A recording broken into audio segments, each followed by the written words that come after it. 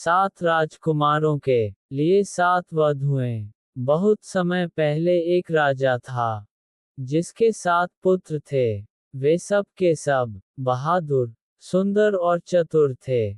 वृद्ध राजा सबको बराबर प्यार करता था और राजकुमार एक सी पोशाक पहनते थे तथा उन्हें समान भत्ते मिलते थे।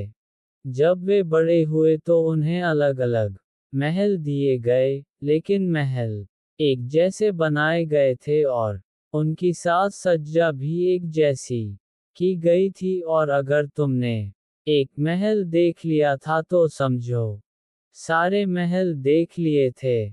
जब राजकुमारों की विवाह योग्य उम्र हुई तो राजा ने एक समान सुंदरता और प्रतिभा वाली 7 वधुएं खोजने के लिए सारे देश में अपने राजदूत भेजे।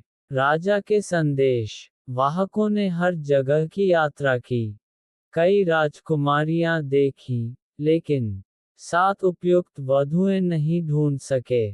वे जब लौटकर राजा के पास आए और अपनी विफलता के बारे में राजा को बताया, तो राजा इतना निराश और दुखी हो गया। तब उसके मंत्री ने फैसला किया कि इस समस्या को हल करने के लिए कुछ न कुछ उपाय तो करना ही पड़ेगा। उसने कहा, महाराज, इतने मायूस न हो। निश्चय ही आपके 7 पुत्रों जैसी मुकम्मल 7 वधुएं खोजना असंभव है, लेकिन हमें किस्मत पर भरोसा करना चाहिए और फिर शायद हमें सही वधुएं मिल जाएंगी। मंत्री ने एक योजना के बारे में सोचा था और राजकुमारों को इसके लिए सहमत कर लिया था। उनको किले की सबसे ऊंची चोटी पर ले जाया गया, जहां से पूरे शहर के साथ ही आसपास का ग्रामीण क्षेत्र भी दिखाई देता था।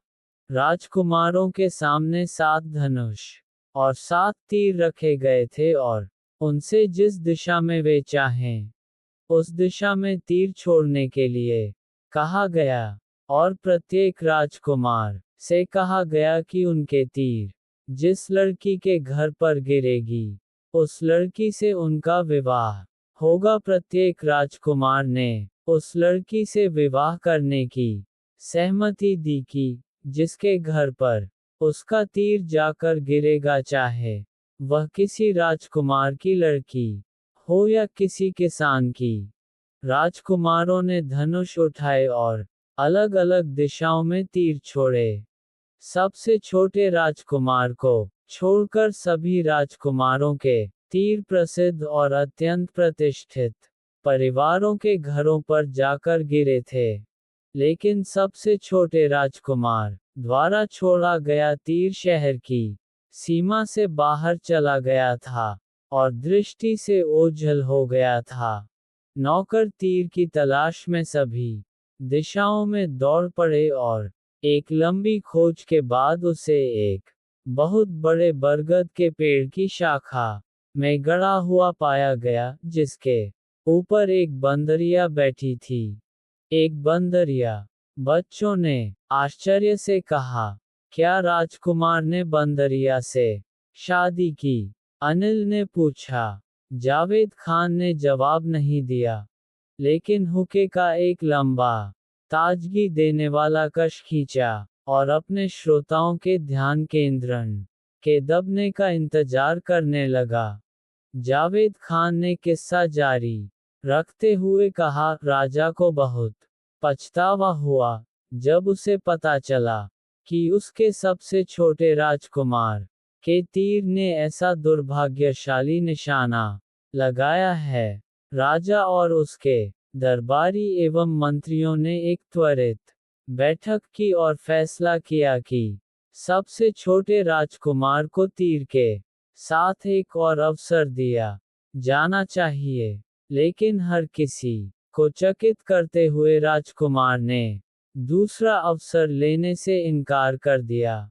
मैं शिकायत नहीं करता, उसने कहा। मेरे भाइयों को अच्छी और सुंदर पत्नियां मिली हैं और यह उनका सौभाग्य है, लेकिन मुझे वह कसम तोड़ने को मत कहो, जो मैंने तीर चलाने से पहले ली थी। मैं जानता हूँ कि मैं बंदरिया से विवाह नहीं कर सकता, लेकिन मैं कसम नहीं तोड़ सकता, इसलिए मैं किसी से भी विवाह नहीं करूँगा। इसकी बजाय मैं बंदरिया को घर ले आऊँगा और एक पालतू की तरह उसकी देखभाल करूँगा। और सबसे छोटा राजकुमार शहर से बाहर गया और बंदरिया को घर ले आया। 6 भाग्यशाली राजकुमारों के खूब धूमधाम से विवाह हुए। शहर में प्रकाश और आतिशबाजी से जश्न मनाया और सड़कों पर संगीत एवं नृत्य हुए। लोगों ने अपने घरों को आम और केले के पत्तों से सजाया था। पूरे शहर में खुशी का माहौल था, सिवाय सबसे छोटे राजकुमार के घर के, जो बहुत अकेला और दुखी था। उसने अपनी बंदरिया के गले में हीरे का एक पट्टा डाला था और उसे मखमल की गद्दी वाली एक कुर्सी पर बिठाया था। राजकुमार ने कहा, ए बंदरिया, आज इस खुशी के दिन तुम भी उतनी ही अकेली हो जितना मैं हूँ। लेकिन मैं यहाँ तुम्हारे ठहराव को खुशियों से भर दूंगा। क्या तुम्हें भूख लगी है? उद्धरण। और उसने स्वादिष्ट आमों का एक कटोरा उसके सामने रख दिया तथा उसे उन्हें खाने के लिए राजी कर लिया। वह बंदरिया से बातें करने लगा और अधिकतर समय उसके साथ बिताने लगा। कुछ लोगों ने उसे मूर्ख या जिद्दी कहा, दूसरे सोचते थे कि वह थोड़ा सा पागल है। राजा ने अपने मंत्रियों और बेटों के साथ स्थिति पर चर्चा की और राजकुमार को फिर से होश में लाने और किसी उपयुक्त परिवार में उसका विवाह करने के लिए कोई न कोई रास्ता निकालने का निर्णय किया। लेकिन सबसे छोटे राजकुमार ने अपने पिता, भाइयों और मित्रों की सलाह व सुझावों को सुनने से इनकार कर दिया। मैंने वचन दिया था, उसने उत्तर दिया, और मेरा वचन पहाड़ की तरह अटल है। महीनों गुजर गए, पर राजकुमार ने अपना मन नहीं बदला। इसके बजाय ऐसा लगने लगा कि उसका बंदरिया के प्रति लगाव अधिक बढ़ गया था और उसे अक्सर महल के बागों में बंदरिया के साथ टहलते हुए देखा जाता था। अंत में राजा ने 7 राजकुमारों की एक बैठक बुलाई और कहा, मेरे बेटों, मैंने तुम्हें जीवन में खुशी खुशी व्यवस्थित होते देखा है। यहाँ तक कि तुम भी, मेरे सबसे छोटे बेटे, अपनी अजीब साथी के साथ खुश दिखाई देते हो। एक पिता की खुशी अपने बेटे बेटियों की खुशी में होती है। इसलिए मैं अपनी बहुओं से मिलना चाहता हूँ और उनको उपहार देना चाहता हूँ। सबसे बड़े बेटे ने तुरंत अपने पिता को अपने घर भोजन पर निमंत्रित कर दिया और दूसरों ने भी निमंत्रण को दोहरा दिया। राजा ने सबसे छोटे बेटे के निमंत्रण सहित सबके निमंत्रणों को स्वीकार कर लिया। स्वागत बहुत भव्य हुए और राजा ने अपनी बधुओं को कीमती जवाहरात एवं महंगी पोशाक के उपहार में दी। अंत में राजा का स्वागत करने की सबसे छोटे बेटे की बारी आई। सबसे छोटा राजकुमार बहुत परेशान हुआ। वह उस घर में अपने पिता को कैसे आमंत्रित कर सकता था जिसमें वह एक बंदरिया के साथ रहता था। वह जानता था कि उसकी बंदरिया इलाके की अनेक बड़ी बड़ी महिलाओं से अधिक सौम्य और प्रिय है, और वह इस बात पर दृढ़ था कि वह उसे छुपाएगा नहीं, जैसे वह कोई शर्मिंदा होने वाली चीज हो। बाग में उसके साथ टहलते हुए उसने कहा, मुझे अब क्या करना चाहिए, मेरी दोस्त? काश परेशानी की घड़ी में मुझे आराम, राहत देने के लिए तुम्हारे पास जुबान होती। मेरे सभी भाइयों ने मेरे पिता को अपने घर और अपनी पत्नियां दिखाई हैं। मैं जब तुम्हें उनके सामने प्रस्तुत करूंगा तो सब मेरा मजाक उड़ाएंगे। जब भी राजकुमार ने उससे कुछ कहा था, बंदरिया हमेशा एक मूक और सहानुभूतिपूर्ण श्रोता रही थी, लेकिन अब उसने देखा कि वह अपने पंजों से उसके लिए कोई संकेत कर रही थी। उस पर झुकते हुए राजकुमार ने देखा कि उसके एक हाथ में मिट्टी के बर्तन का एक टुकड़ा था और वह उससे उसे लेने के लिए कह रही थी। राजकुमार ने उससे वह टूटा हुआ टुकड़ा ले लिया। उस पर सुंदर जनाना हस्तलेख में ये शब्द लिखे हुए थे, चिंता न करें राजकुमार, उस स्थान पर जाएं जहां आपने मुझे पाया था। मिट्टी के बर्तन के इस टुकड़े को बरगद के पेड़ के खोखले तने में फेंक देना और किसी जवाब की प्रतीक्षा करना। राजकुमार पहले तो झिझका, लेकिन बाद में सोचा कि अपनी बंदरिया की बात मानने से उसकी समस्या और ज्यादा तो बिगड़ने वाली नहीं है। इसलिए मिट्टी के बर्तन का टूटा हुआ टुकड़ा लेकर वह शहर के बाहर गया और उस बरगद के पेड़ के पास पहुंचा। वह एक बहुत पुराना, सैकड़ों साल पुराना बरगद का पेड़ था। उसकी शाखाएं और जड़ें एक विस्तृत गोल घेरे में फैली हुई थीं, और उसके पत्ते छोटे छोटे कुंजों का निर्माण कर रहे थे। उसका तना हालांकि अंदर से खोखला था, लेकिन बहुत बड़ा और मोटा था। उसके पास जाकर राजकुमार ने मिट्टी के बर्तन का वह टुकड़ा पेड़ के खोखले तने में फेंक दिया, और ये देखने के लिए इंतजार करने लगा कि क्या होता है। उसे ज्यादा देर तक इंतजार नहीं करना पड़ा।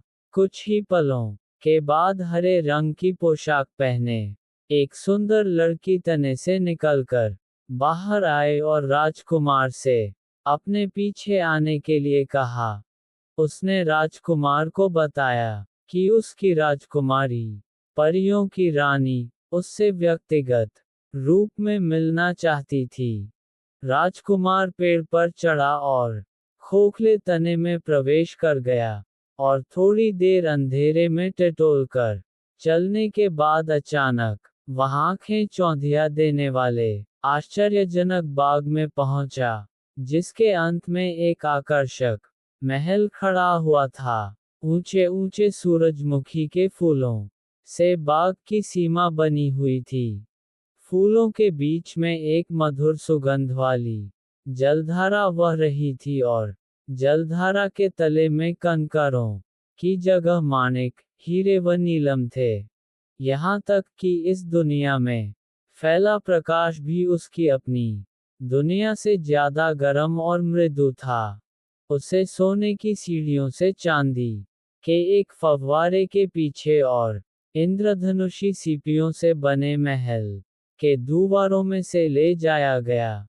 लेकिन जिस कमरे में उसे ले जाया गया था, उस कमरे का वैभव परियों की उस राजकुमारी के अतुल्य सौंदर्य के आगे फीका पड़ गया था, जो उसके सामने खड़ी थी। हाँ राजकुमार, आपका संदेश मैं जानती हूँ, उसने कहा। चिंतित न हो, लेकिन घर जाएं और कल शाम को अपने पिता महाराज तथा अन्य शाही मेहमानों के स्वागत की तैयारी करें। मेरे सेवक सब कुछ संभाल लेंगे। अगली सुबह जब राजकुमार अपने महल में जागा तो एक अद्भुत नजारा उसकी आंखों के सामने था। उसका महल जैसे एक नए जीवन से भर गया था। उसके बाग आम, पपीता, अनार और आड़ू के फलदार पेड़ों से भरे हुए थे। पेड़ों की छाया में स्टॉलें लगी थीं, जिन पर फल, मिठाइयाँ, इत्र और शरबत उपलब्ध थे। बच्चे लॉन में खेल रहे थे और पुरुष व स्त्रियां संगीत सुन रहे थे। राजकुमार ने जो देखा उससे वह हक्का बक्का रह गया था, और तब तो वह और भी ज्यादा अचंभित हुआ जब उसने अपने महल में प्रवेश किया और वहां भरपूर शोर व गतिविधियां पाईं। स्वादिष्ट भोजनों से मेजें लदी हुई थीं। छतों से बड़े बड़े झाड़ फानूस लटक रहे थे। फूलों के बंधनवारों की सुगंध ने पूरे महल को महका रखा था। तभी एक सेवक दौड़ता हुआ आया और घोषणा की कि राजा अपने दरबारियों के साथ पधार रहे हैं। राजकुमार उनकी अगवानी के लिए लपका। वह उन्हें स्वागत कक्ष में लेकर आया, जिसे सुंदर ढंग से सजाया गया था। वहां भोजन परोसा गया। उसके बाद हर किसी ने राजकुमार द्वारा चुनी गई साथी को देखने पर जोर दिया। हर किसी ने ये सोचा था कि इतने शानदार भोज के बाद बंदरिया को देखना एक मजेदार मनोरंजन होगा। राजकुमार उनके अनुरोध को टाल नहीं सका और उदास मन से बंदरिया की तलाश में अपने कमरे में गया। उसे उस उपहास से डर लग रहा था जिसका उसे सामना करना था। वह जानता था कि यह उसकी अपनी कसम को न तोड़ने की जिद का इलाज करने के प्रयासों का एक तरीका है। राजकुमार ने अपने कमरे का दरवाजा खोला और प्रकाश की चौंध से लगभग अंधा ही हो गया था। कमरे के बीचों बीच सिंहासन पर वही राजकुमारी बैठी थी जिससे वह बरगद के पेड़ के अंदर मिला था। हाँ, आइए राजकुमार, राजकुमारी ने कहा, क्योंकि मैंने आपको पिछली बार अपने महल में देखा था, तब से मैं आपके सिवाय कुछ भी नहीं सोच सकी हूँ। मैंने बंदरिया को दूर भेज दिया है और आपको अपने हाथ की पेशकश करने के लिए आई हूँ। ये सुनकर कि उसकी पालतू बंदरिया चली गई है, उसके आंसू फूट पड़े और उसने गुस्से में कहा, ये तुमने क्या कर दिया है? तुम्हारी सुंदरता मेरी मित्र की क्षतिपूर्ति नहीं कर पाएगी। तब राजकुमारी ने मुस्कुराते हुए कहा, अगर मेरा सौंदर्य आपको प्रभावित नहीं करता है, तो मेरे आभार के कारण मेरा हाथ थाम लीजिए। देखिए, मैंने आपके पिताजी और भाइयों के लिए इस दावत को तैयार करने में कितना परिश्रम किया है। मेरे पति बन जाए। दुनिया की सारी दौलत और खुशियां आपके कदमों में होंगी। राजकुमार क्रोधित था, मैंने इस सब के लिए तुमसे कभी नहीं कहा था, और न ही मैं ये जानता हूँ कि मुझे मेरी बंदरिया से महरूम करने के पीछे क्या चाल है। उसे मेरे पास वापस लाओ, मैं तुम्हारा दास बन जाऊंगा। फिर राजकुमारी ने सिंहासन छोड़ दिया और राजकुमार का हाथ पकड़कर बड़े प्रेम और सम्मान के साथ उससे बोली, आप मुझ में अपनी मित्र और साथी को देखिए। मैंने आपके विश्वास और निष्ठा की परीक्षा लेने के लिए ही बंदरिया का रूप रखा था। देखिए, मेरी बंदरिया की खाल उस कोने में पड़ी है। राजकुमार ने देखा कि कमरे के एक कोने में बंदरिया की खाल पड़ी हुई थी। वह और राजकुमारी दोनों सिंहासन पर बैठे, और जब राजकुमारी ने कहा, उठो, उठो, उठो, तभी सिंहासन हवा में ऊपर उठा और तैरता हुआ उस हॉल में पहुंचा जहां अतिथि एकत्र हुए थे। राजकुमार ने राजकुमारी को अपने पिता के सामने प्रस्तुत किया। तुम राजा और अतिथियों के आश्चर्य का अनुमान लगा सकते हो, जो वहां मेजबान के रूप में एक बंदरिया को देखने के लिए आए थे। राजा ने अपनी नई पुत्रवधू को अनेक उपहार दिए और जल्दी ही पूरे इलाके में लोग राजकुमार और उसकी सुंदर रानी की प्रशंसा करने लगे।